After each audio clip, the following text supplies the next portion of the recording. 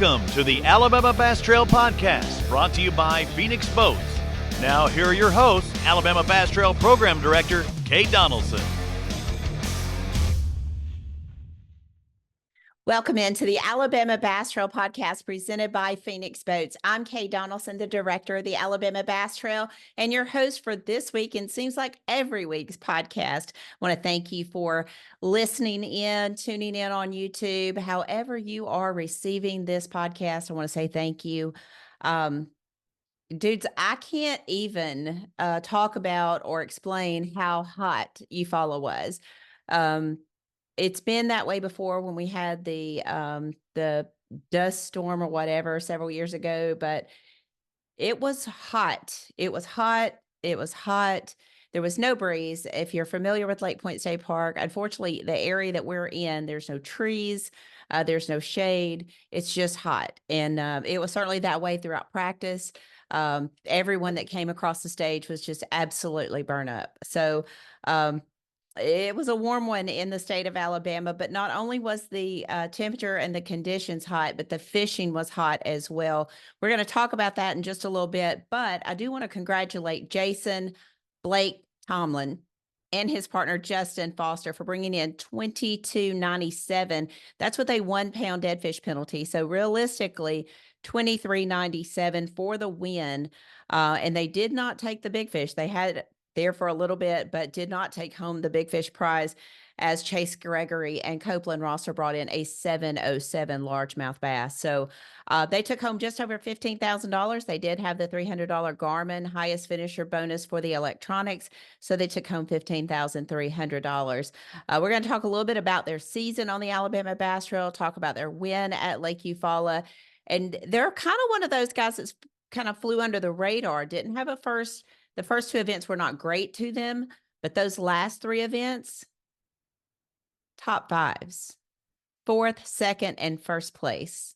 So they closed out the year in a big, big way, taking home the win at Lake Eufala. So congratulations to them. And this is their first year on the Alabama Bass Trail. So you're going to get to hear them talk about their experience on the Alabama Bass Trail. They mentioned to me off stage that they wish they had something like this in Georgia, but we're kind of glad they don't. That way they can keep fishing with us. Really, really cool team. Going to be fun to hear how they break things down for you.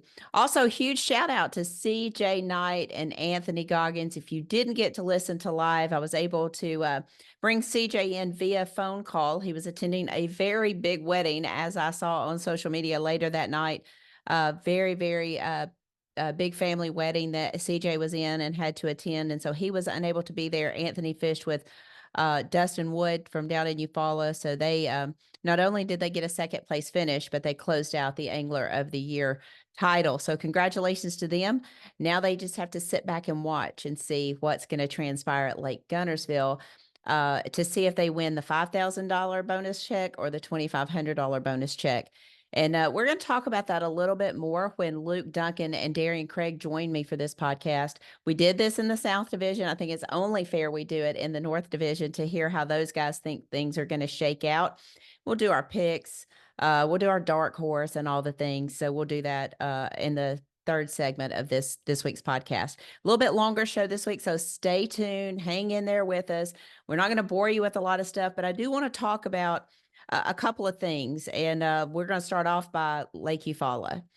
206 teams showed up. Traditionally, in the divisions, you get down to that last event. If guys are not really in the hunt for the points, or they're not close to making it to the championship, they weigh out, is it better financially to stay home and not spend those extra dollars, or let's go and just, basically shoot for the fence. Let's just go out there and throw everything we've got at it. Maybe we come out with a win to make it to the championship. And some did that. 206 teams fished the event. 154 teams weighed in. We had some guys that said, hey, I had 9 pounds. I threw them back. It's just too hot. I'm going home. So 154 teams actually weighed in. 103 teams weighed in limits. 664 fish were weighed in. 606 fish were released. And a lot of those fish came across the scales, needing some help. So as much as I hate to say that, we did open the scales 2 hours early in an effort to try to avoid some of that. The guys that won, they took us up on that, and they came in early and they weighed in, and they had to wait the entire 4-hour weigh-in to see where they fell. So 606 were released back into the water alive. 1,720.32 pounds was the overall weight. 2297 was the winning weight, with a 707 big fish going to Chase Gregory and Copeland Rosser. One of the things that I found very interesting is the bass over 5 pounds. There were 32 bass over 5 pounds. One thing I did not write down, but I can check it right quick for you guys, is to see how many largemouth and spots. So let me check that for you while we're on here. I know John sent me the bait report. I just failed to pull that number off of it when he sent it. Okay, so 640 largemouth bass, 24 spotted bass. That's where we're, in the species realm, that's where we are. But 32 bass over 5 pounds. We're going to compare these numbers to the 2022 numbers when I get Darien and Luke on here with me, simply because I think it's something to talk about. That tournament was June 18th of 2022. And again, we were there June 15th of 2024. So we will take a look at that and just kind of give you an idea of the differences there. And I think they're encouraging based on what I saw. We talked a little bit about the Angler of the Year race. I want to talk about that even more in this segment. Top 9, we'll move on to the Bassmaster Team Championship. And it really was kind of a runaway. CJ Knight, Anthony Goggins, out of a potential 1,125 points, they had 1,064 points. Coming in second, Rob Lee, Steve Winslet. Third place, Noah and Cole Godwin. Number 4, John Pollard, Tim Watkins. In fifth place, Jason Tomlin, Justin Foster, your winners for Lake Eufala. A new team, the Alabama Bass Trail. Another new team, Tyler Malone, Cade Law, coming in sixth place. Seventh place, Brian Adamson, Ryan Lloyd. No stranger to the top 9. These guys are there pretty regularly. Eighth place, John Frank, Mark Womack. Ninth place, Jeff Jennings and Mitchell Jennings. And we've always said it takes around that 900 mark to get in. Ninth place was 984 points. So the guys in the South really brought it this year. And honestly, when we get to talking about Guntersville, get to talking about the comparisons, when I get Luke and Darien on, we'll hit on this a little bit. But some really good teams left outside that top 9. You've got Mark McKeag, Tim Hurst, John Kellett, Zeke Gossett. A team that we talked about a lot on live, and we're going to have hopefully on the podcast, not next week because we'll have the Guntersville winners on there, but the next week I want to talk to Connor and Caleb Miller. They are the high school team that finished 12th in the points in the AOI race. Of course, they finished first in the student teams, but they actually qualified very high in the regular teams. So 8 teams so far have double qualified for the championship, but we're going to wait until the Guntersville tournament is over so that we will have a clear picture of who qualified for the championship. So I just got these notes here, and I thought that was pretty interesting to see how it shook down. Really kind of most everybody stayed in the top 9. Maybe Eric Summers, Robbie Pelt fell out just a little bit outside of it and allowed John Frank and Mark Womack to get in there, but really solid roster of anglers going on to that Bassmaster Team Championship. So we'll talk a little bit more about that. I don't want to confuse anyone with who is going to make the championship and who's not, but really, really, really cool deal going into this event. Something I also want to cover before we get into Lake Eufala too deeply with these guys is talk about the Alabama Bass Trail 100. It did open live last week for new teams, and we sold out in 53 hours. We have 100 teams signed in. We have 3 on the waiting list. So the last time I checked. So we are still accepting teams on the waiting list. So if you'd like to register, please make sure you go to alabamabasstrail100.org. Click on register. It's going to ask you if you'd like to be added to the waiting list. I highly encourage you to do that. Other schedules have not come out yet, so there may be some opens that interfere. There may be some elite series that interfere, or some MLF tournaments that interfere. But you would want to go in there and at least get on the waiting list. That's the only way I know to reach out to you should we have someone cancel. So please make sure that you do that. Again, I want to thank everyone for signing up for the Alabama Bass Trail 100. We are excited about that series. I know it is heavy on the Tennessee River, but I think it's going to be a phenomenal season. And I love being able to take the Alabama Bass Trail to smaller communities like at Wilson Lake. It's just going to be a lot of fun. It's a big smallmouth body of water. So I think it's going to be, it's a big smallmouth body of water, not a big body of water for smallmouth. Let me, make sure that I don't confuse that at all, because it is not a big body of water, but for 100 boats, it should fish really, really well. So looking forward to that. Just trying to go through some stuff. I hope you watched, especially if any of these guys are fishing Lake Guntersville this weekend, I hope you'll go back and watch a little segment in the Lake Eufala live where Zeke Gossett had a fish that was kind of floating up in the live well, and he actually did a tutorial on how to go in and fizz that fish, and it was really cool to see that, and I'm so thankful that Zeke took the time and losing some precious fishing time to be able to show us how he did that. I will highly encourage anyone who's fishing Lake Guntersville, make sure that you have plenty of G-juice. Make sure that you have, done everything you can do for your live wells to make sure that they are keeping your fish alive. Have your fizzing needles in hand. Make sure that you have everything you need to take care of your fish, because just looking at the standings, you can see how many teams suffer that 1 pound penalty that dropped them significantly at Lake Eufala. Some maybe even out of the possibility of going to the championship. So please make sure that you have everything ready for, for Lake Guntersville. Looking forward to it. Lake Guntersville State Park, man. We're going to talk about it in a minute, but I get excited when we go to Lake Guntersville State Park. It is such a special place. For me professionally, it is where I announce the Alabama Bass Trail. It's where I announce the Alabama Bass Trail original, the tourism part of what we do. It's where I announced the Alabama Bass Trail 100.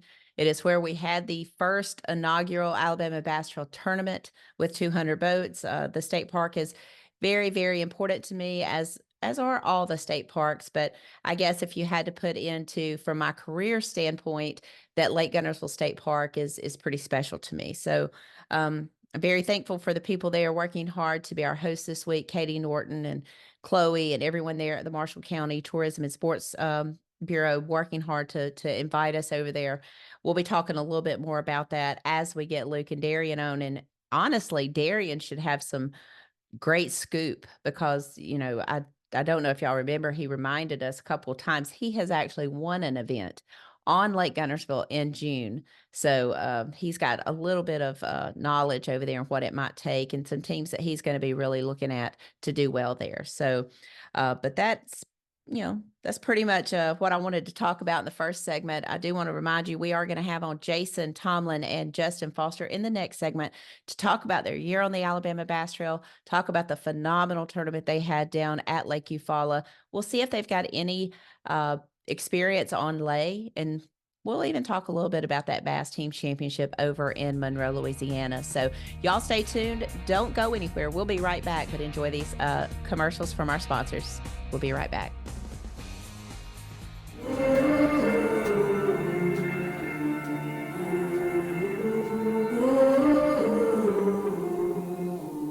Things you let me see.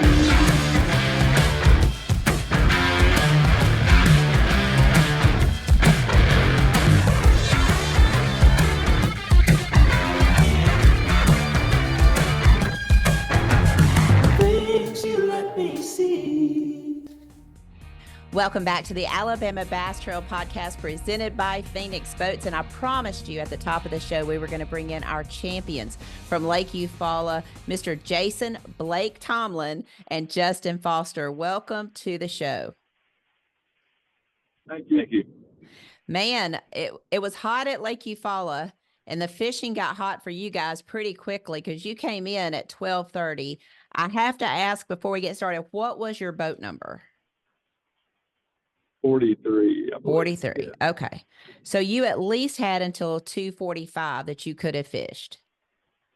That's right. Yep. Okay. I just want to remind everybody, if you wasn't watching live, these guys came in at 12:30. I don't even think Luke was there yet to weigh their fish in. 12:30, that's what time we open the scales because of this severe heat. Have y'all ever fished in something that hot? Oh yeah. Yeah, we have. Oh God. It's always something in the back of your mind when you got these big fish like that. You don't want to see them turn up. We would have loved to have fished for 2 more hours in 110-degree heat. If that's what it was. That is definitely not what brought us back in. Yeah. The fact that knowing that we had one dead fish already, and knowing that big fish typically, it's pretty common for a big fish to die on you randomly this time of year when it's hot, and then not being able to weigh another dead fish. That's what, I mean, at that point, you're looking at you're really gambling the chance of not having anything versus the chance of possibly winning, or at least a guaranteed top 5 with that kind of weight. Right. That's what brought us back in early is that, I think it's a great thing that y'all do that, because it really helps keep, we want to do good and win, but we got to take care of our catch too, and that just puts that more emphasis on it. I mean, regardless, we would do everything we could to keep them alive anyways, but having that definitely, I mean, whether we wanted to or not, it was going to bring us back in. So, right. Something like that is definitely a big incentive. Well, we always try to give everybody the fair shot. And that was a big debate between John and Daniel and myself as to whether or not to allow people to come in an hour earlier than normal. We always open the scales an hour early, but to allow them to come in 2 hours earlier. We did this a couple years ago when it was going to be really, really hot. It was almost like 110 down there then. And we did that, and very few people took advantage of it. And we saw a team that's pretty regular on the Alabama Bass Trail, it does really well, suffer the fact that they had a dead fish penalty, and it dropped them several places. Yeah. The weights were really tight that year, and so it dropped them several places. And so we've seen dead fish penalty last year. Lanier Burton, Kelly J had a dead fish penalty at Logan Martin, and looking back, it kept them out of the overall Angler of the Year. That was the penalty right there. I think it dropped them 17 places, and they missed Angler of the Year by like 15 points or something. So it was a tough deal for them. So we have seen that be very instrumental in the Angler of the Year race. Let's talk about that a little bit. This is your first year on the Alabama Bass Trail, correct? Yes, ma'am. Yes, ma'am. All right. So first of all, what encouraged you to choose to fish the Alabama Bass Trail? I mean, there's no question. Obviously, one of the best ran trails in the country, I think, and especially in our area, there's no comparison in payouts. There's no comparison in how well it's ran. It's a no-brainer. Really. I would say living in the South, this is the best opportunity for anybody to fish for big money and on a big stage, and just it's kind of a no-brainer. If you want to go to the next level, it's a good place to start. Yeah. And we've heard that. You guys are from Georgia. You mentioned to me off stage you wish you had something similar to this in Georgia. And I think a lot of our neighboring states are trying to figure out how they can emulate what the Alabama Bass Trail does. And I'm not saying that bragging on us, because you guys are there. Y'all know I have 10 or 12 other people there that are doing it. We're all a big team. And when you factor in the TV crew and the live crew and all of that, you have about 30 people that's there doing it. I get to take a lot of the credit just because I started it, but there's a big team out there actually doing it. So they've done a great job in building our reputation for sure. So we have to throw this out there. We do have a trail in Georgia for anybody that lives in Georgia that's interested. We do have a trail in Georgia, Georgia Bass Trail, that has the same setup, but we don't have we're only running about 50 to 60 boats. Okay. It's not ours. We don't run it, but we fish it. Okay. So, and they're don't, without the state of Georgia don't care quite as much about bass fishing as Alabama does. So they're not willing to help back anything, and that kind of hurts a little bit. They're not, That's for sure. the fisheries are a lot better in Alabama, and that helps out for sure. And, but it's still they run a Georgia Bass Trail is a very well ran trail, just not quite as many boats, but the same setup where you have to pay your full entries at the beginning of the year, and you almost the same entry fee. But obviously, without the number of boats, it's not quite the same payout. But you've got, still a great trail to add to. Yeah, we fish a lot of tournaments. We stay out a good bit, so it was just kind of, like I said, a no-brainer for us to jump. We've heard so many times the ABT's, stout competition. We love competition, and we've had a blast with y'all this year, and y'all run a great trail for sure. Good. Well, I mean, you certainly had a blast. The year didn't start off great. Lake Jordan, 74th place. Lake Martin, just outside the check cut at 43rd place. But then the last three tournaments, I don't know what got into y'all, but Logan Martin, 4th place, Alabama River, 2nd place. And then you stop number 5, you take home the win at Eufaula. Finish your first year in the Alabama Bass Trail, 5th in the points. Not only making it to the Alabama Bass Trail Championship, but also making it on to the Bassmaster Team Championship. That is a heck of a year for your first year on the Alabama Bass Trail. It is, no doubt. And then first of all, we'd have to say that we give God glory for all of it. And because it's we've proven time and time again with some of our terrible finishes that it's not in our control. So we have to do that first. And but outside of that, I would say as far as our year going uphill, the warmer weather typically is better for us. Mm-hmm. We don't do as great when it's cold, but I was pretty happy with the weight that we had at Jordan. I wasn't too upset with it. I was very surprised, and that kind of lit a fire in us too and showed us that decent weight's not going to do anything here. Right. You've got to really, really catch them because everybody here is going to really, really catch them. Well, talking about that, what do you think about the competition on the Alabama Bass Trail? You've had a year. You've heard of a lot of these names, I'm sure, for a while, if you followed us at all. What do you think about the competition on the Alabama Bass Trail? It's all you could ask for. Yeah, and more. Yeah, this is definitely the most competition, or the highest level of competition outside. The closest thing we've ever experienced at this level would be the Opens. Yeah, Opens, but it's probably pretty equal. I mean, you look at the weights and you look at how good the weights at the top and down to the bottom, and where you look at the weight you can catch and still not do well. Mm-hmm. It's pretty good weights. You can catch pretty decent weights and not do well. So I mean, it's a very, very stout competition. I do want to say congratulations to the winners, the AOI for the ABTs this year. They really brought it. We didn't have a prayer in catching them. We did the math on it before, we weighed in early, so we were kind of doing the math and seeing what it would take for us to kind of get up there with them. But them coming in second place, they crushed it. So good job to those guys. Yeah, for sure. Yes, CJ and Anthony have fished with us, several times. Anthony fished with a different partner the first couple of years, and then he had a few little ones, and so he's out doing baseball and all the things and being dad and unable to fish, and then CJ just has such a great support system, and he and Anthony fished together at Auburn, and I've actually watched CJ pretty much grow up in front of my own face. Got to see him get married and have his first child and all the things, and wow. It's just been kind of cool from my standpoint. I feel like I have a lot of kids out on the Alabama Bass Trail that I've got to watch grow up. It's been a real cool adventure. There's no doubt about that. I want to talk a little bit about a lot about Lake Eufala. 22.97, realistically 23.97 is what you brought in. You had a 1 dead fish, so you had a 1 pound penalty. And flipping, did I hear that right? You said you flipped those fish up? That's right. Yes, ma'am. There was no way we were going. We would have never done that on the ledges or brush piles. We're just 12 months out of the year, we're pretty much on the bank somewhere. And, okay. I didn't expect that. It was everything short of a miracle, I guess, what happened Saturday.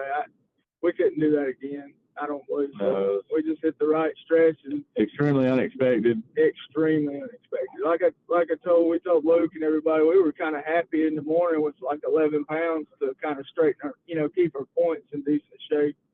And then we called up to, 16? And then we hit 21. Yeah, we had 11 pounds, and once we had 11 pounds, we had a couple 1-pounders. So we said, that's not bad. We've got plenty of room to grow. Maybe we can cull up to about 14 pounds and have a decent finish, and then maybe get a check. And 20 minutes after that, we've got 23 pounds.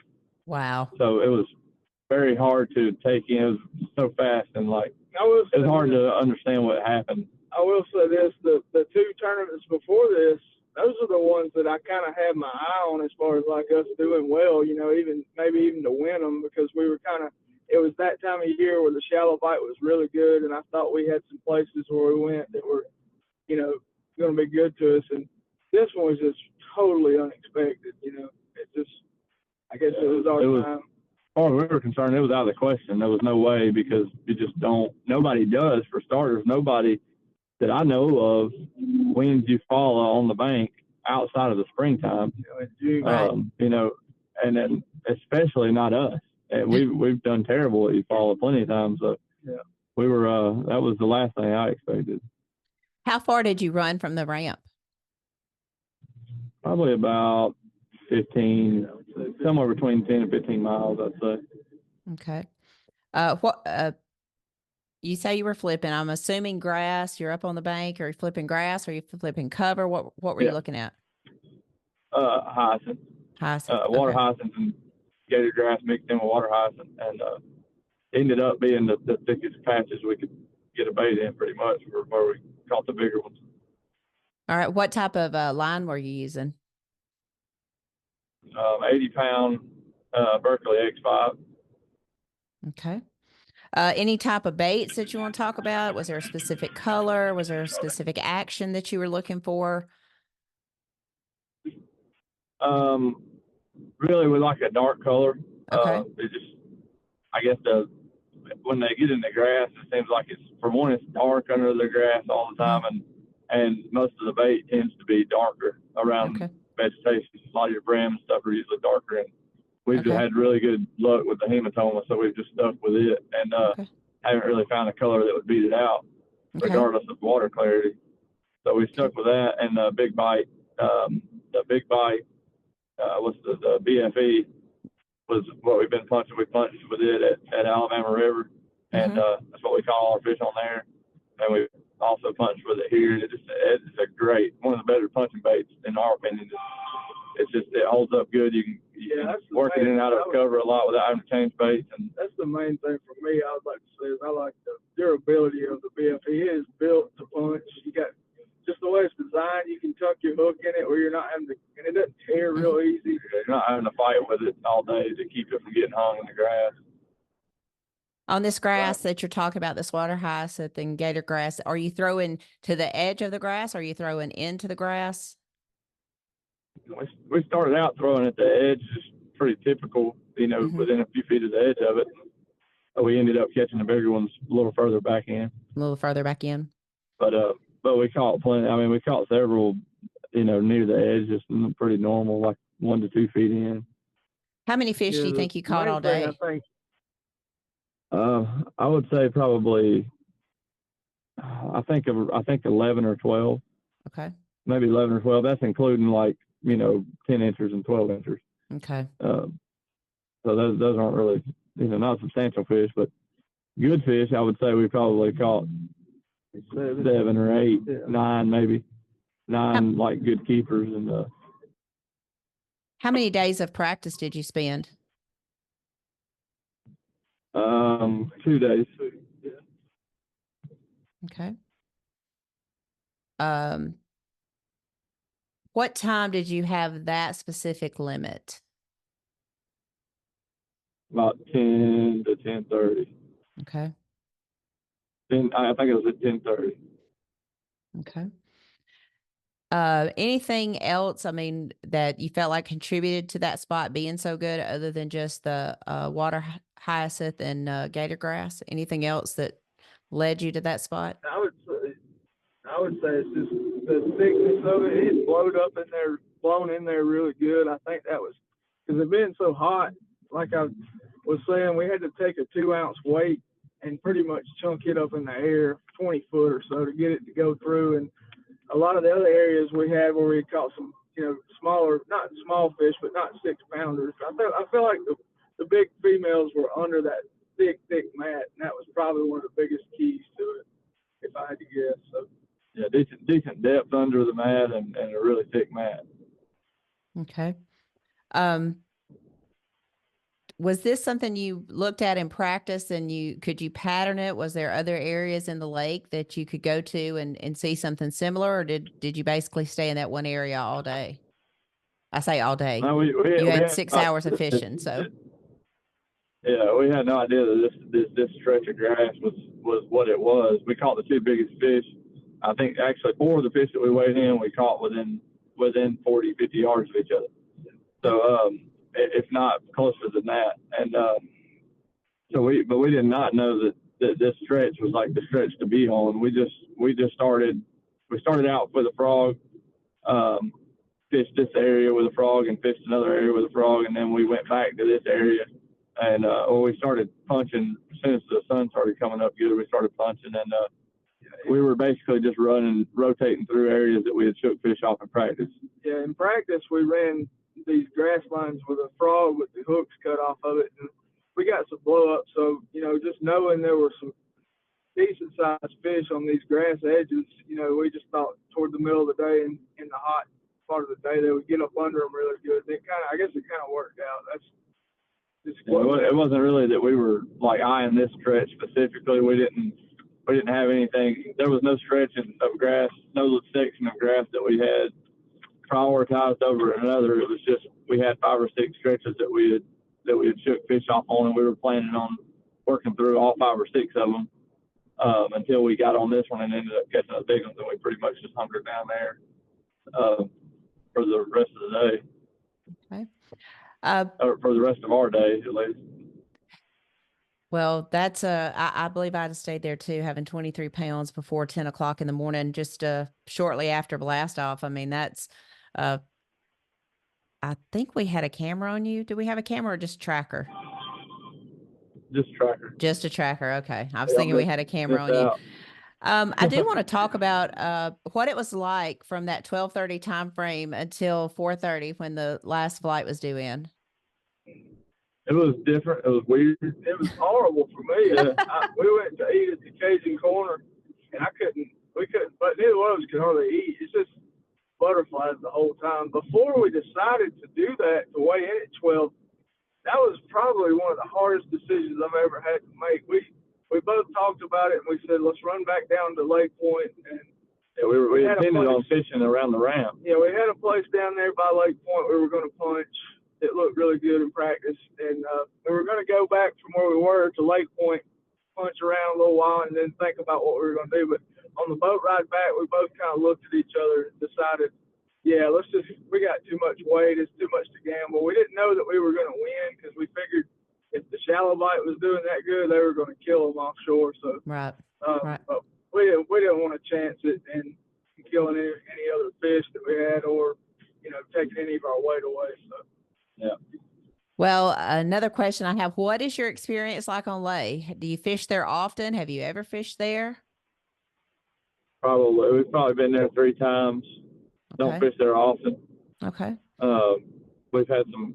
I've got one top 10 in a super tournament there in September. So, other than that, that was a good experience. Other than that, we don't really have any experience out there. So we're looking forward to it, though.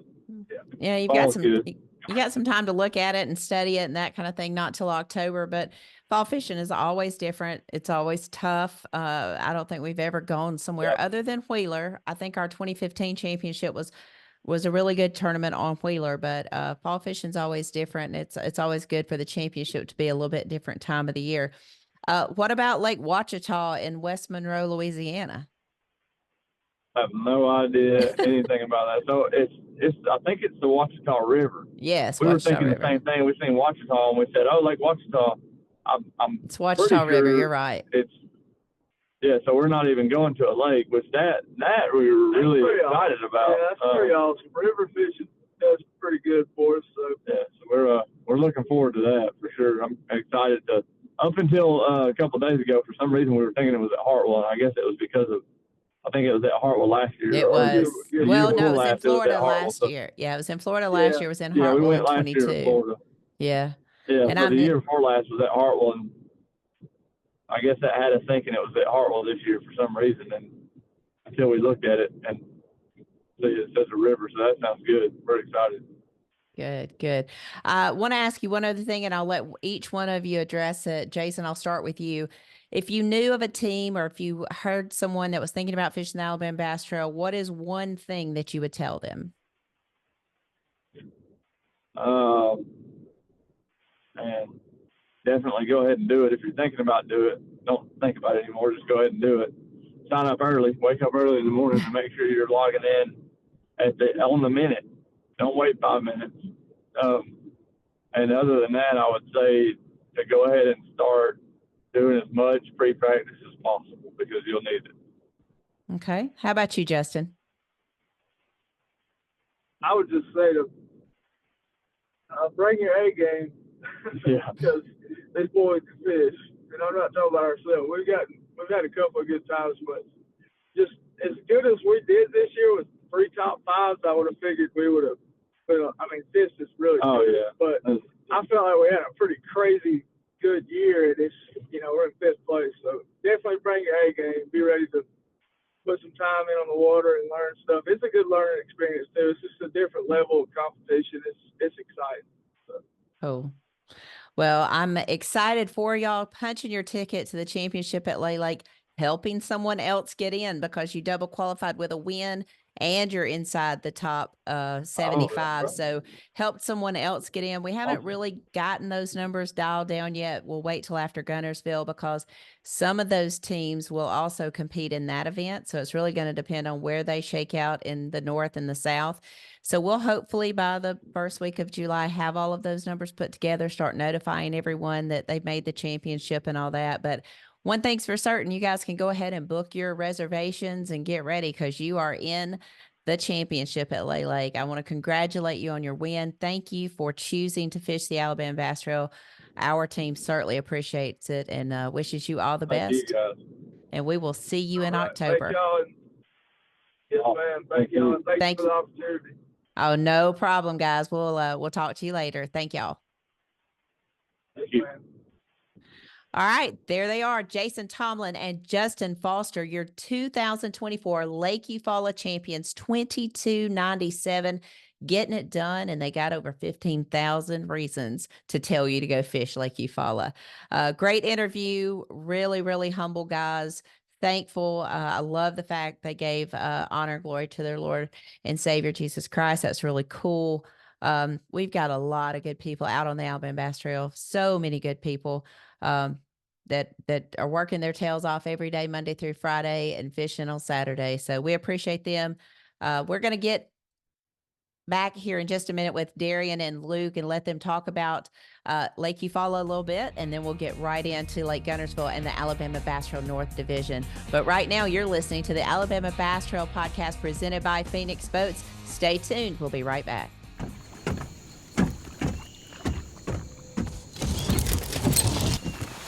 Nobody wants to run out of power when they're on the water. There is a better way. Introducing the Charge Marine Power Management Station from PowerPole that does the work of 3 devices, a traditional battery charger, a charge on the run, and an emergency start system. PowerPole Charge. Welcome back to the Alabama Bass Trail podcast presented by Phoenix Boats. There they are. Are y'all burned up like I am? Oh man, I think I might still be having a heat stroke. I'm not sure. I called Darien on the way home. He was getting him some Subway, and I said, you know what? I'm not going to eat for like another 3 hours, baby, dude. I don't know that I can right now. My fat butt was hurting. I'm still putting ointment on like chiggers or mosquitoes or ants. I thought I had a third shoulder. I'm bit all over, like all over. I had to kind of, stupid me, took a bottle of water to put it on my towel that I always sit on in my seat to keep my legs from burning when I sit down. Scalding hot water. It's been sitting in my truck all day. Wiped down my legs, probably got burns. But anyway, I had to get some of that mosquito stuff off of me. Like I was drenched in it and still looked like I have leprosy. Follow don't play, man. I'm I'm gonna tell you. Let me tell you what really burns my biscuit. I can deal with sweat. What I can't deal with is mosquitoes and bugs and critters biting on me. I can't handle it. It spins me out. Spins me out. Can't I stand didn't them. have The last interview that you did, Kay, there was bugs flying into your mouth. Like I just saw you Trust like me. Oh, I was pissed, dude. I saw. I watched a bug fly from me straight into Kay's mouth. You should have been there while I was trying to organize all the tickets and get all the checks, and then standing in that trailer with the banner and no air. Todd comes in and he goes, "Are you okay?" I said, "I think I'm about to die. Like it's all in my face. The tickets and little yellow tickets stuck all over me. Look like, they're just stuck because you're sweating in every inch of your body, every crevice, every pore, everything is just,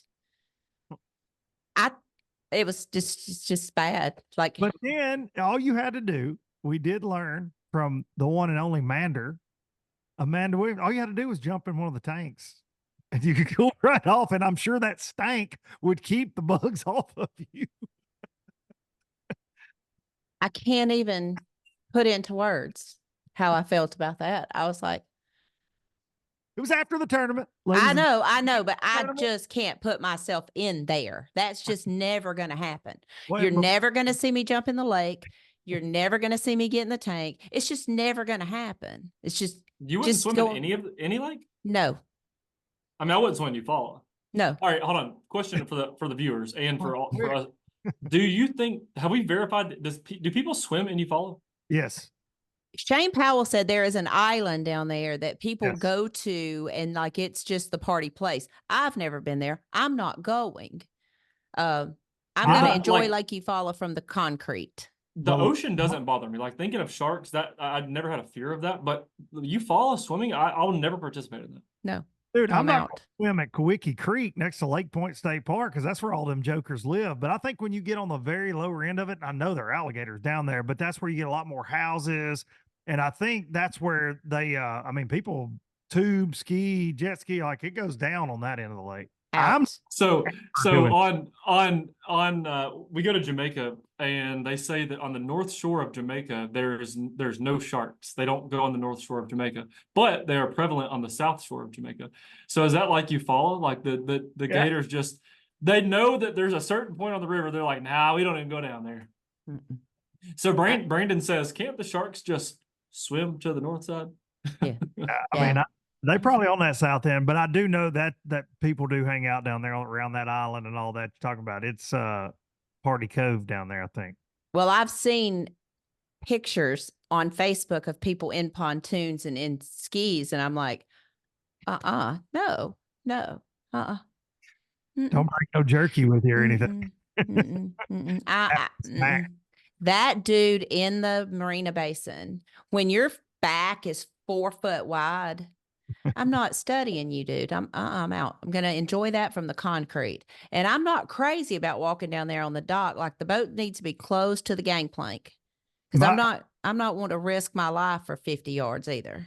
My boys they've never been to Eufaula and they could not believe when I was telling the stories that like from the weigh-in stage, as you look down at the boats tied up, there's just gators swimming around. Everybody looking for a snack. They're like, you can just see alligators, Dad, just all day. I'm like, yeah, you go eat in the Lake Point State Park restaurant, you see them out the window, you stand there like by the docks, you stand on the dock, like and they're like, it's a marina. I'm like, yeah, they just swim around. They just swim. And people live on those boats. Like, what? They're like, no, dude, no. I'm just saying, no, I'm out. There's no need to even ask. So I have the air conditioning going. I got fans going. I got ointment just like sitting everywhere. Got ointment everywhere. So hopefully it'll be a little bit different at Lake Guntersville State Park. It's going to be hot. It's going to be real hot. Let's talk a little bit about Eufaula. Did it produce like you guys thought it would? I didn't think the winning weight was as high as I thought it would be, but I just thought, maybe I'm wrong, but like I thought the weight was just a little higher than I thought it'd be, like throughout like top 10. Maybe I was wrong for thinking that, but well, I did a little research and we were there June 18th, 2022. It took 1971 to win. Little off year. 1971 to win, 1257 to get a 40th place check. And we only had 17 bass weighed in over 5 pounds. So that was 2 years ago. We broke that Saturday. I know. We broke that. Yeah. Yeah. We had a 22.97 to win. Really 23.97, had a 1 pound dead fish penalty. Took 13.73 to get the 40th place check. We had 32 bass weighed in over 5 pounds. Wow. So kind of seems, I mean, 3 days difference, but it seems like the lake may be on a little bit of an upswing. I know that there were some heavyweights weighed in the weekend before with Shane Powell and Dustin Wood. Very shocking to see Shane down in that 30th range area. I think he was definitely shocked as well. He was. Yeah. I asked Shane, I interviewed him when he came off the stage, and I said, y'all bounce around so much. Do you lose confidence after you hit all these spots? Do you start losing confidence? Or, you know, when do you decide to make that rotation again? Because he hit 20 spots with us. And when do you make the decision to go back to some of those? Because some of those are obviously really good spots. I just didn't catch any fish. He said if we would have caught them, we would have fished the exact same number of brush piles, which I thought was really cool. So it's like, that was really neat to me, because it's not like they're running because they weren't catching them. They still would have done the same exact thing had they been biting. I thought that was pretty neat. But yeah, very shocked to see him that low. I think that's just a pattern that he's got a lot of confidence in. He's obviously won a bunch of tournaments down there. He knows a lot, obviously way more than I do down there. And so I was pretty. She was going to say, I think Darian's fired. You really froze there for about 10 seconds. She's back. I'm sorry. No, definitely a pattern, and I think that's really neat. But I mean, Luke, I know you talked to him. I talked to the winning guys, and that I think was the coolest story that I've ever. Honestly, it's one of the coolest fishing winning tournament stories I've ever heard. Top 5 stories, even pro tournaments. I just think it's special when you. I obviously we'll talk about this later. I can't wait to talk about it. I won an ABT, and going into that tournament, we really thought we would win. The next year, really thought we would win. These guys literally said they were fist pumping when they got 11 pounds at 10 o'clock. And that is the coolest thing to me. And then they had a crazy morning, losing all kind of fish, breaking off. And then the way they caught the fish is the coolest thing. I don't know if you talked to them, but they were taking a 2-ounce weight, lobbing it 15, 20 feet in the air, which you do joking. Like when you're flipping mats and they're not biting, you lob that bait as high as you can get it, just joking with your buddies. And maybe I just suck at fishing, but I've never caught one doing that ever. Like just fooling around like how they were talking, flipping way off into the mat. To win like that is just, I think, just awesome. And they said Eufala is the last place they ever would expect to win because they can't, and I'm using their words, beat the locals, right? They're like, man, the offshore juice is too good. Guys like Shane Powell, guys like Goggins and Wood, they know this place. They know where those schools are at, and we're just trying to survive it, trying to hopefully get in the Bass Team Championship, have a good event. And so they catch 11 pounds, they're high-fiving. Oh, by the way, here's another 6-pounder and another 6-pounder. In 20 minutes, they said. Like within 20 minutes of saying, okay, we've got 11 or 12 pounds. We're good. We're going to stay in the top 9. Let's just kind of, and then they said we were fishing the edge of that grass, the water hyacinth, the gator grass or whatever. And they said, and then we decided we would go into the mat. So they had to change up, put on that 2-ounce weight to get through that mat. Punching is not how I saw this tournament going down. Not with Ryan Ingram, not with Shane Powell, not with Anthony Goggins, just did not see that happening at all. Yeah. It's not how I saw it. Not how I saw it, but great champions, excited for them. I mean, it was a cool interview too. I'm not gonna lie. They gave a really good interview. But congratulations, big shout out to CJ Knight and Anthony Goggins too. I mean, they had a heck of a year, 1,061 points, 1,062 points, something like that, dude. I mean, out of a possible 1,125. That's doing some serious work. I can't fathom them boys came this year. They came very ready. Yeah. Yeah, there wasn't very ready. Just talk about them, obviously, but I mean, from the jump, it was like they were constantly on our minds. We were covering them on the water. I mean, they're just in the. Also, the fact that Goggins is wearing fake hairdos and like hollering and being a hood rat, like that's the coolest part of the whole thing to me too. Is like he's chilling. He is. the best, man. Hey, also, Luke asked him a question about his favorite lakes, and Luke was like, "Well, we mostly know you as a kind of a Coosa River guy." He said, "No, my favorite lake is Eufaula." He told Right. Luke. Yeah, and I'd always peg him as a Coosa. I've known him for years, man. We fished FLW against each other as co-anglers. I fished team stuff against him, BFL, all kind of forever, and never knew that. I didn't either. Shame on me, but I just always put him as like a Lay Lake guy because Yeah. he's had a lot of success there, but definitely a Coosa River rat. And he's like, yeah, I mean, I like it, but this is where I really like him. Oh, Well, okay. No clue. When I think of Anthony, and just having watched him on social media and kind of watched his progression, if it's dirty water, if it's got some weird to it, like that's where he's gonna really For get in there and sure. do it. I But mean, he loves offshore. Like Mhm. that's what he told. Because that's where I always peg him. And he was talking to Darian and I, and he said, "No, man, if I can go scan for him," he said, "I'd rather ride around and just find them than even cast at them most of the Yeah. time." What? Yeah. Who is this man? Where is Yeah. Anthony at? yeah. I thought Yeah. so too. All right, let's get on to Lake Guntersville. Fifth stop, the Alabama Bass Trail North Division. It's going to be a fun time. Darian, as you've mentioned, you've won an event on Lake Guntersville Say it again. in June. I'll say it. Buddy. I already got my trophy packed in my bag. I already got it ready. Guarantee that's bring right. No. I'm bringing my trophy on Saturday. I have no doubt. Please don't have doubt. No, never with you. And I know that if we started drinking a Bush beer for every single time you say, "Well, when I won here," that Be we'll drunk. about 6:15 and we'll be fired. Yeah. We would all be tipsy by Right. the time I got finished calling out boat 225, I believe. But let's talk a little bit about it. Justin Bussey, Ben Webb currently leading the Angler of the Year points. They have 861. They're the only team that can mathematically upset CJ and Anthony. So what are y'all expecting from Guntersville as far as technique? What do you think guys are going to be looking to do? Luke's been there most recently. Yeah, but I never caught 30 pounds there and have a trophy that I'm bringing thing in June. Well, I think obviously everybody in mine and Darian's favorite way to fish over there for sure is offshore. But man, I was there this exact same time last year, and I have been over there in recent weeks, and the grass bite is so unbelievably good that I probably shouldn't even have said that to a certain extent. But truly, it is a sleeper. It is a sleeper. And just like we saw at Eufaula, when every little brush pile and every offshore spot gets all the attention, somebody slides off and does something different in 225 and they bring home a win. I really believe you could see that on Saturday.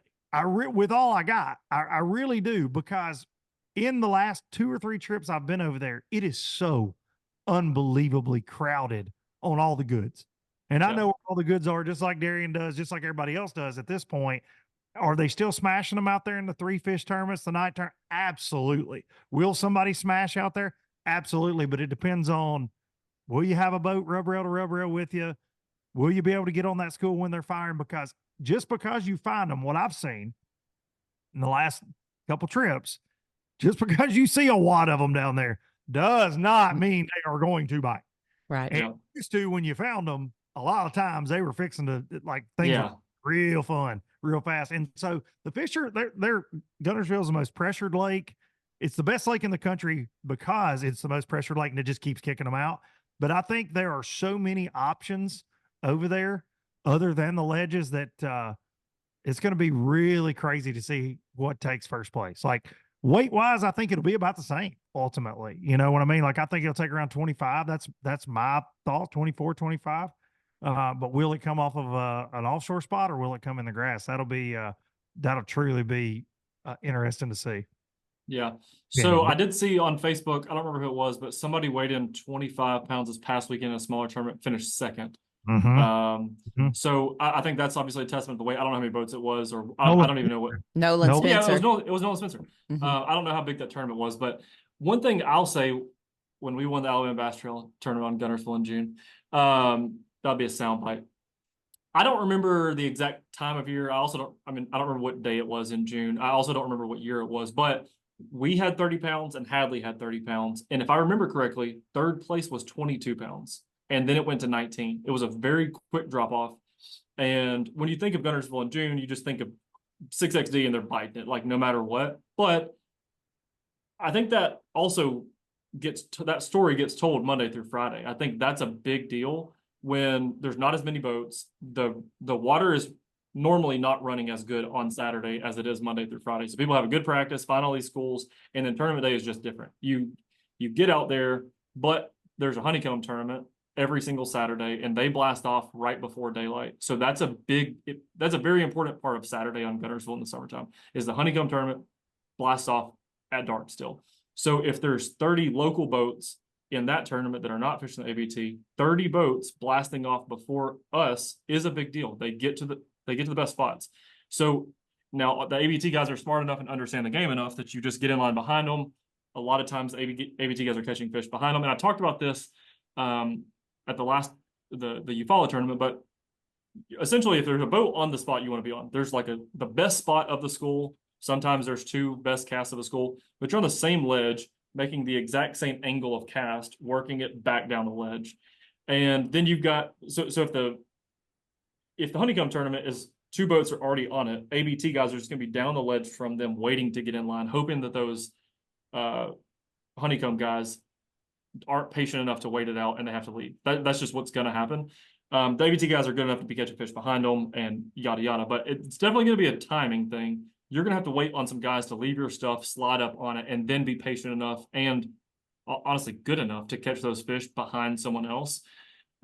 Just living on the lake for 3 years, that's every single Saturday that happens. And it is like, it's the most frustrating thing because it's a big deal. It's a game changing. It's like Luke said, if you have grass fish found and you have ledge fish found, and you know there's already going to be somebody on the ledge, is it smarter to go start in your grass stuff, catch a couple fish, maybe it's a couple big ones, and then try to slide out in the worst part of the day, which is the middle of the day, but hoping somebody slides off a ledge. And I've seen that happen a bunch of times. There's a tournament I can remember specifically that happened on. It's just all timing. Like fish move off a spot. I mean, anglers move off a spot, but we sat on a spot one time forever and caught a bunch of fish. They slowed down biting. We leave them. The guys they didn't bite for 2 hours, and we're still throwing at the same school. There's still fish up there. They stopped biting for a long time. The guys that pulled in behind us weighed in 30 pounds and won, but they sat there the whole rest of the day. So we caught a bunch of fish the first half of the day, and they just stopped biting. And then the guys who pulled in later had 30 pounds and won. So that was off of Blake Gray haul. Shouts out to Blake Gray. Shout out Blake Gray. Well, y'all obviously know more about that than I do. Darien, what's your guess on winning weight? 27. I'm going to cut it in the middle. Luke said 25. I'm going to go 26. Yeah, I heard something that some guys are doing. Fisher and Naya specifically is one of them. This is just hearsay. I haven't talked to Fisher about it, and I'm not going to say what he's doing, but it's really sneaky. I don't know if that's actually what he does, but I heard from several people that several people are doing this. Actually, Josh Butts is the one who told me about it. And it's just the way that they're fishing that is abnormal, but they're using live scope. It's definitely a live scope thing in a slightly abnormal way. I would say most people aren't.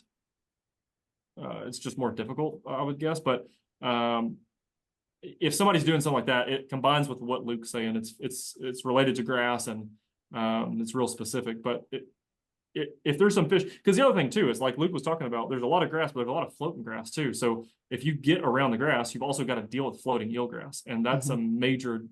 I never figured out how to fish in floating eelgrass, and I don't know if there is a way still. It's gonna be fun. I mean, eelgrass is aggravating, but we're thankful for it here on Wheeler Lake because we didn't have grass for a long time, so we were glad to have any grass, whether it be eelgrass or whatever. We're just glad to see some grass. Yeah. I think the eelgrass is a double-edged sword because it puts fish in them, and it's the coolest structure for fish because it's so tall and that they can just get behind it. But when it breaks up, I've seen it, and we've all seen it, but the way that the current flows, you can have a 3 mile, 4, 5, 6 mile long floating pile that's consistently moving down the lake of eelgrass covering an entire ledge. So there could be 3 miles of river ledge that is genuinely unfishable. And I've done, when we lived there, I tried everything. Like, you can't swirl it with a big motor. You can't run through the middle of it. You can't zigzag. There's nothing you can do to get it out of the way. You just don't get to fish there. I remember you and I talking about truly trying to figure out how to drag a net. How to drag it, how to drag a net behind it. And drag it off. We talked about that because it does. I mean, once it's there, buddy, you're done. Because I had FLW there one time in February and I had a trap stretch that I was catching them on up the river, rolled up the first day. Nope. It was for 40 pounds there. You weren't going to make a cast. You weren't going to make a cast. The most frustrating situation to find yourself in, man. There's nothing you can do. All right, we're going to get to the meat of it because I know Darien's got a call coming up. Luke, go ahead and give us your top 5. All right, I'm going Bussy and Webb because the year they're having, how could you not? And they have Guntersville success. I can't pick against Willis and Kiker. I feel like they're due for a win. They've been all over it a couple times this year.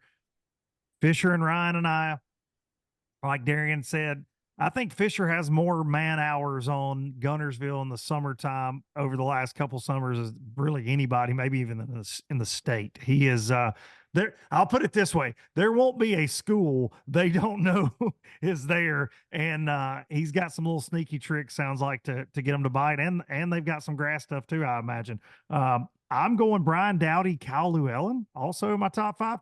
They're top 5 angler of the year, but Dowdy is a Pickwick offshore guy. He knows that deal. So if he can get on the right thing, and then rounding out my top 5, Miss K, my dude Josh Butts, co-host of the Dunkin Butts Low Budget Live Spectaculars. He needs a summertime win. Josh Butts and McElroy. That's right. That's a little bit of a dark horse, even though they're in my top 5, because Josh will straight up tell you he hates the summertime on Guntersville. Yeah. But they just came off a win at Neely. Like, do they go back to back? Again, cool. He knows where all the stuff's at. He knows, like, he might not enjoy summertime on Guntersville, but he knows where it goes down. We'll see. He says they try to just survive this event every time it's here, but whatever. Yeah. I believe that. I'm going sharing with Luke. Obviously, I would say Fisher and I to win. I would bet money on that. Just, you would have to. Damian Willis, when the second year that we thought we were going to win the ABT, we had 25 pounds and finished 10th, 8th or 10th. Damian, we were on the exact same thing. And it was the coolest. Me and him still talk about all the time. Exact same thing, exact same fish. We caught an 8-pounder off the same exact spot. They caught a 9-pounder on it. It was a really cool thing. Obviously, he knows the lake. I'm going to go with the Lolly brothers. They always catch them on Guntersville. They're close. Davey and Sean. Mm-hmm. They're from Hayden. They always catch them on Guntersville. They're always like 18 pounds on Guntersville. And if they can do that in the summertime, I don't know that they'll win. I don't think they always pack a punch to win the tournament, but they're always 18 pounds, really consistent. I'm going to put them all the way towards the top. The other team that hasn't done too well in Guntersville in a minute, but is really good there in the grass is Jason Wisenat.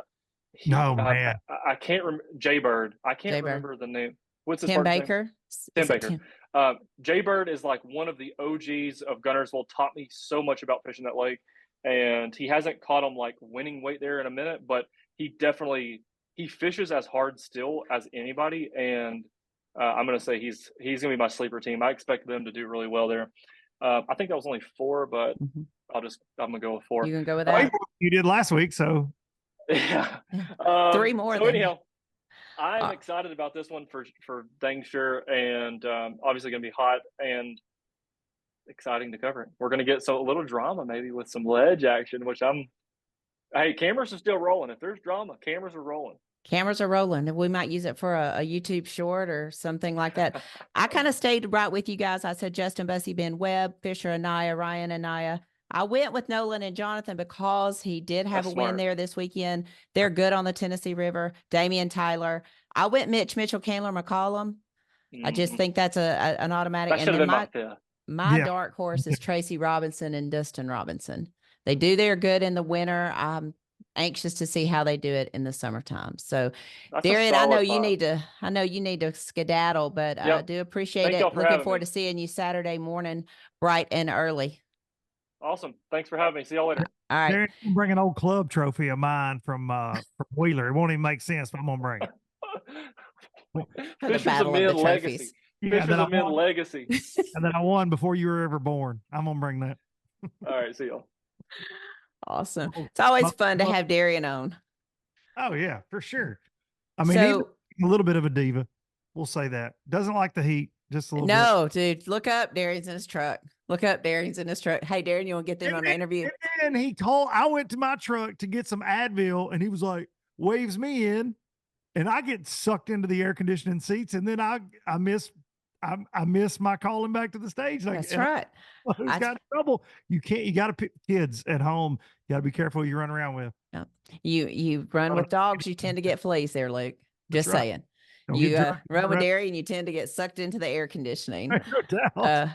Dude, it was brutal hot down in South Alabama. And I say this, like, I don't know that the bugs are the way they are. And I mean, you get to the Alabama River and the gnats and the ants are just brutal. But I don't know if it was chiggers, but I was not happy. You saw me right before you left. And I mean, I was probably the most aggravated Yeah, you were I've on. ever been. You were ornery, like those. I was. And I don't think a thing of it had to do with the fact that I'd been there since 2:00 in the morning. I think it just all the things that happen during the day that most people don't see. That's right. And then you get like you're rolling and things are good and everything's going good. And then boom, printer overheats and you print 3 checks out and then 3 more checks out. So we've got the fan going and we've pulled down it's just a pain in the everything that could happen seemed like it did happen on Saturday. And hopefully we will not have that this Saturday at Lake Guntersville, but looking forward to it. I always say that Lake Guntersville is a special place, especially for me in my career, being where we had our first event. It's where we announced the ABT 100. It's, it's just a cool place for me in my career. And I'm looking forward to getting there, looking forward to closing out this season and looking through the top 9. There's quite a few names here that are regular. I mean, you kind of see some regulars, but then you've got Alan Barrett, Tyler Caldwell sitting 8th in the points. Fisher and Ryan, could Fisher be the first high school kid that we send to the championship? You know, we talked a lot about the Miller kids, and I'm going to have them on in a couple weeks. They ended up 12th. Yeah, I saw that. That's so cool. I mean, they're 2 high school kids. So Ryan's fishing with his dad, a little bit different scenario there. They didn't sign up as a high school team. They didn't sign up as a student team. Cool. I don't know if that was a little, I'm going to do this, big time. So they're sitting 7th in the points. Oh, they did it all right. They did it all right. Once you get outside the top 9, I'm not sure anybody's going to be able to unseat Justin and Ben. I mean, they're going to have to really fall and have some help. But, man, it's an exciting just top 15 when you look through that list. I'm excited about that. Oh, Brian and Kyle sitting 4th in the Angler of the Year. Absolutely. I'm telling you, don't count Dowdy out. He is due to win one of these things. Oh, he is. He's always around it. Oh, and he's dangerous on the Tennessee River. He gets credit like Pickwick and Wheeler. I mean, but dude, I'm telling you, that would not be the least surprising thing that would happen Saturday. None of us picked Beck and Harvey either. No, and if it was a springtime event. Yeah, I think so too. I think so too. I love those guys. I have nothing but respect for those guys. I've fished against Donnie Beck since I was truly 10 years old, I think, in life, but and Tony as well. But they're just, I always think they're early spring guys and fall, just knowing what they like to do, You're probably not surprised. I'll go ahead and ask you about this. You're probably not surprised they were one of the first teams signed up for the ABT 100 next year. Yeah, they said cha-ching when that schedule came out. How many team spots can we buy? Guntersville in November on Wilson. Oh, okay. Do they still have concrete on those places and current? Yeah, I figured you would find they that not was. Even come to Eufaula. They may not come to Eufaula, but I mean, let's talk about that. ABT 100 took 53 hours to fill it up. We kind of talked before we announced the schedule. You kind of knew it, trying to get ahead of your NPFL schedule, get all those dates, solidified. So you knew the schedule early. Any doubt you thought it would fill up that soon? No, there's so many Tennessee River, just folks that love to fish it. There are so many locals. And then when you throw Eufaula in there, which is the big bass capital of the world, so much tournament history, just a fantastic lake like we just saw this Saturday. No, that's a dream schedule. When you called me and you were like, hey, I'm thinking about Wilson, I said, I quit on a fish. We're going to go to Guntersville and Wilson in the same season. That's, I don't know. I think Wilson just doesn't get the love it deserves a lot of the time. And it is where, I mean, truly, I spent so much time with my dad growing up. I still try to go there as much as I can. It's really close to the house. When I was at UNA, I probably fished it 150 days a year. I mean, it was just easy to go there over Pickwick sometimes. And it is just, it's a lot like Guntersville in the fact that it does get hammered. There are a lot of fantastic local anglers that fish that thing daily. So many local tournaments in the summertime, and it just always kicks out big tournament winning weights most of the time. Yeah. Yeah, I didn't see a Nick Reeves name on there, which, I'm not surprised. I know Nick's family's growing, and then, his wife's job is, possibly looking at moving and all that kind of stuff. But did see a lot of our regulars, but looking at the fact we only had about 43, 45 re-signed from the year before. So a lot of your Coosa River guys, your Mark McKeggs, Tim Hurst, your Adam May, Chris Colley, those guys stayed home. They didn't sign up to replay next year. So kind of understand that, but there's a lot of new names, and we'll talk about that as we start getting closer to the season starting. But probably the most we've had available since the ABT 100 started. So on opening day to the public, there was probably more spots available. The first year we filled up in 39 hours. The second year it was like maybe 15 days. Last year it was like 5 days. This year it was 53 hours. Amazing. I just think that amateur team tournament is attractive to a whole bunch of people. What tournament are they going to fish? And I say anybody that signed up or wanted to sign up that slept on it and missed their chance. Well, what tournament are you going to fish where you take $500 of your money and your buddy takes $500 of his? So you throw it together. It's a 1-day event where with Phoenix money, you could win over $30,000 for 8 hours of fishing. Like, that doesn't exist. It just doesn't. Mm-hmm. I mean, so shame on you if you missed the sign up. That's what I said when the schedule came out. You better get on it quick. Mm-hmm. And I had several buddies of mine that were kicking it around from other parts of the country, like a long ways away, several friends of mine from different parts. And I don't think any of them ended up signing up. And I was like, hey, goes live tomorrow. You better, you better, when we were at, wherever we were for the last one, I don't even remember now. Weiss. That's gracious. I'm running ragged right now. Okay. Hey, I get it. It was the next day. It was the day after texting, like, hey, you better have your alarm clock set. This thing's going to go down pretty quick. And it did. And you mentioned Guntersville being a very special place to you. I say a lot about Pickwick. Obviously, it's close to home. Wilson, Wheeler, 3 lakes that, I fished so much growing up. But Guntersville is and will always be one of the most special lakes on the chain to me, and one of the most special lakes in the country. Didn't fish there a lot with my dad or anything growing up, but as I've, started fishing on my own, I've got more memories in that town, on that lake. And now my kids are obsessed with it because we've so many times. And so I don't know. I think the town has grown so much. It's almost like a beach town. It has that feel to it. It does. It has a beach vibe to it, which everybody loves. And I don't know. I really I cherish every time I get to be there. So Saturday is going to be, if there's a place I could schedule to end the year, it's definitely June on Guntersville. It's going to be a lot of fun. Well, I had this conversation with John and Daniel and even with our board talking about, just reliving how the Alabama Bass Trail started. And I remember, I can honestly say, I remember the very day we kicked off there in February in 2014. I remember standing there. I remember my daughter sung the national anthem, and I remember being in awe of what just happened and really not understanding it. Don't really remember ever putting a boat in the water. Don't remember the fact that the ramp froze over. Don't remember that early on. Now I know about the sand and the salt and the treating and the doing and all that, but I don't think I remembered any of that. I remembered people going, well, we can't fish half the river because it's frozen. And then watching them come through. I do remember, however, sitting in my hotel room that night after just being so exhausted, trying to figure out how to post the results to the website. That was before we have a new website and the new stuff. But just thinking of the growth, and a lot of times that's what I do when I go back there is I just sit and think of the growth. And then to have announced the Alabama Bass Trail 100 there and see the growth that it has experienced, it's just been crazy. And I say this, the first time we ever sold out in just minutes was during COVID.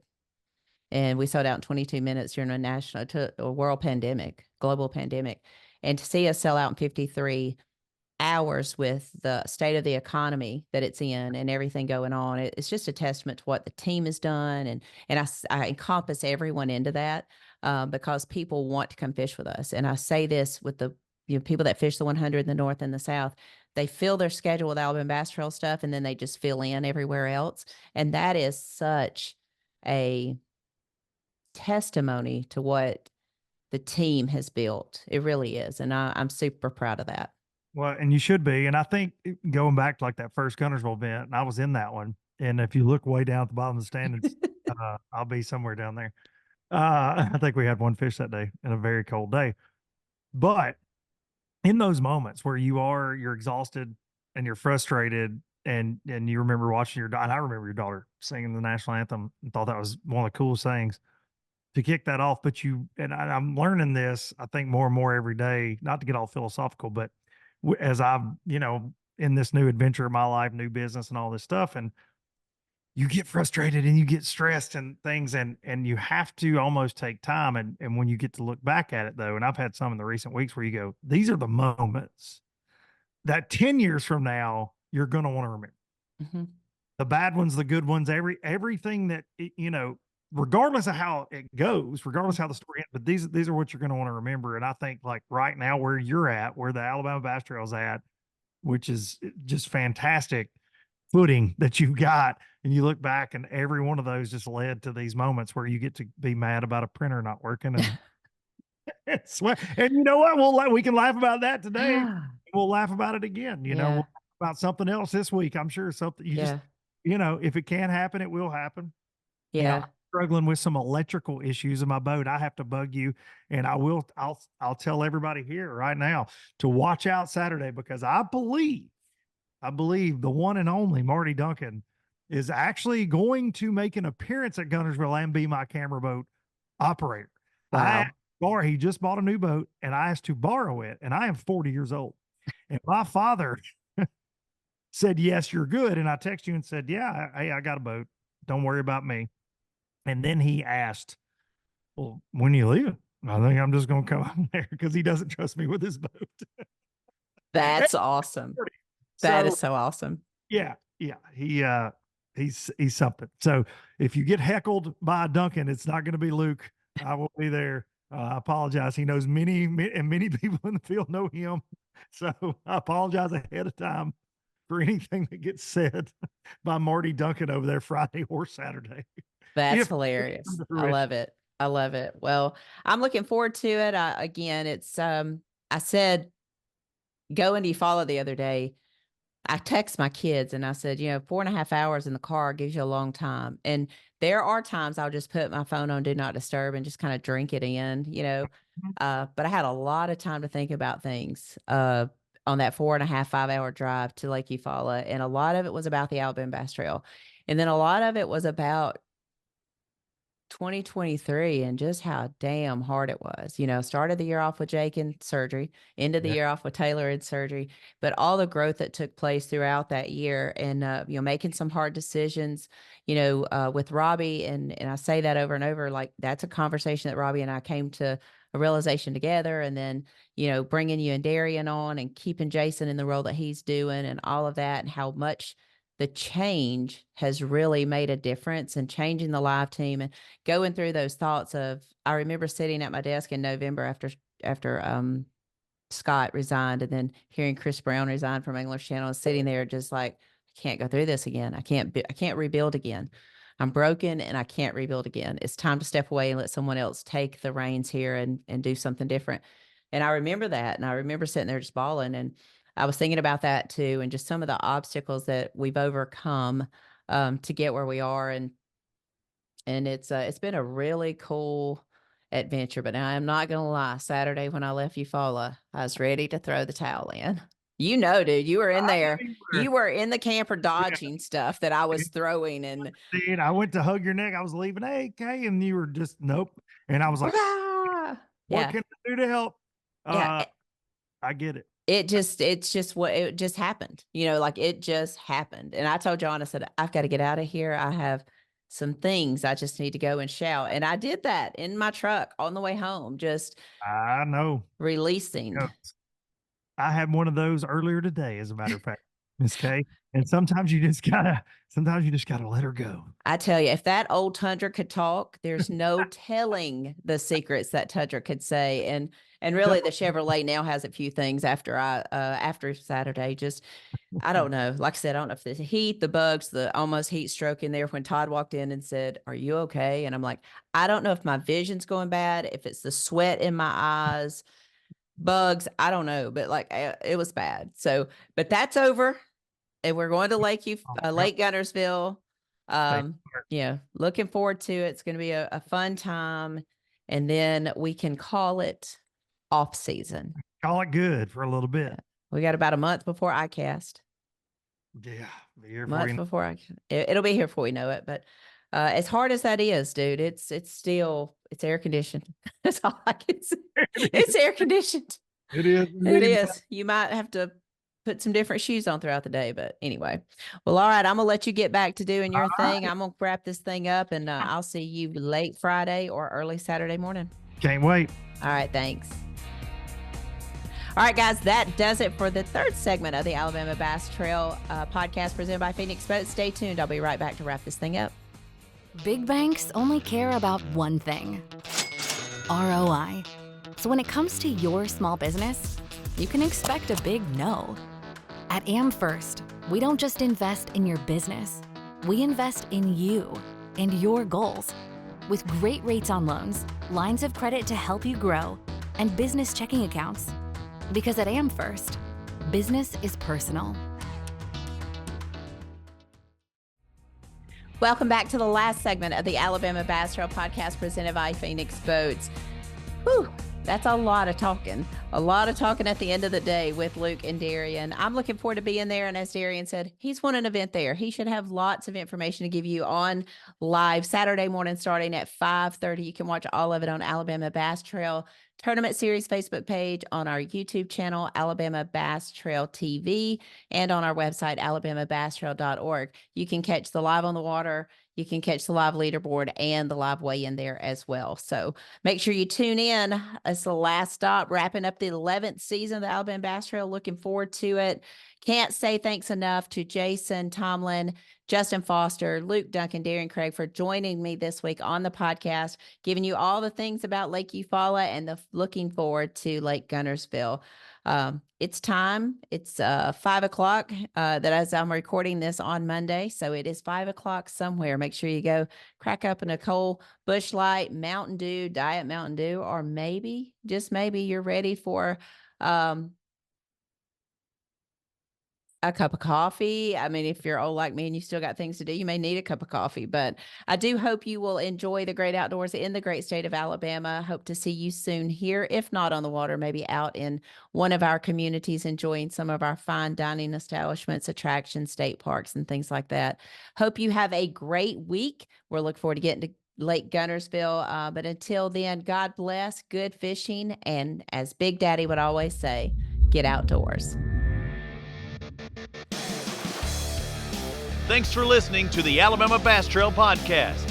To learn more about the Alabama Bass Trail, make sure and visit alabamabasstrail.org.